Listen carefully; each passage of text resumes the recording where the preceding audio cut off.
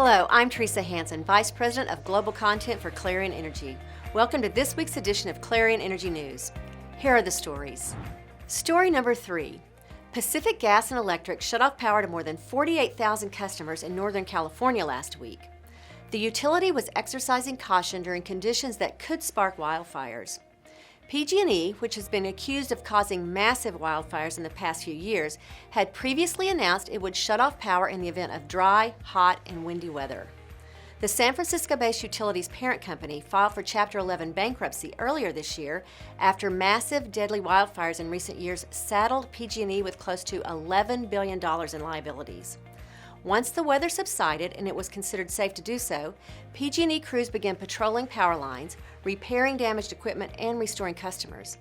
In the area impacted by the power shutoff, PG&E conducted safety inspections on nearly 2,800 miles of transmission and distribution lines. This is equivalent to driving the distance between Sacramento and Philadelphia. Story number 2. The largest solar panel manufacturing facility in the Western Hemisphere is now operating in Dalton, Georgia.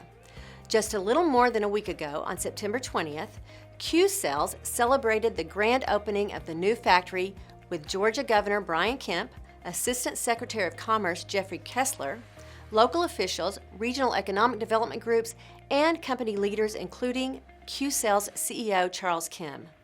The 300,000 square foot facility, which employs 650 local workers, can produce up to 1.7 gigawatts of solar module capacity per year. The company said that it will produce 12,000 Qcells panels annually, making the southern U.S. the leading regional source to fill solar demand for each of the next 5 years. Story number 1.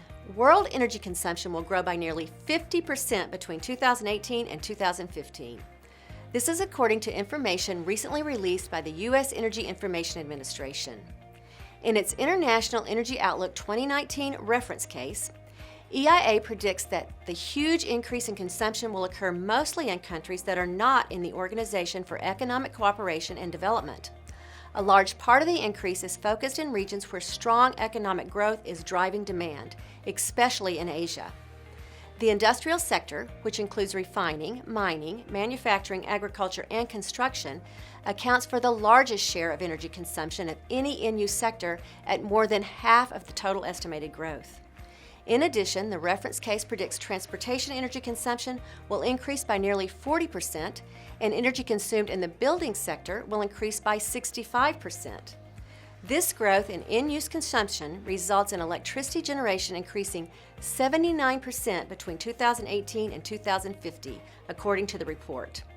The EIA predicts renewable generation, including solar, wind, and hydroelectric power, will be the fastest growing energy sources between now and 2050.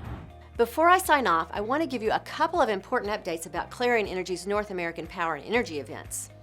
First, PowerGen International has to date secured more than 35 speakers from various utilities and power generation companies. These individuals will be featured in both the Summit and Knowledge Hub sessions, as well as the keynote. PowerGen will take place in New Orleans on November 19th through the 21st.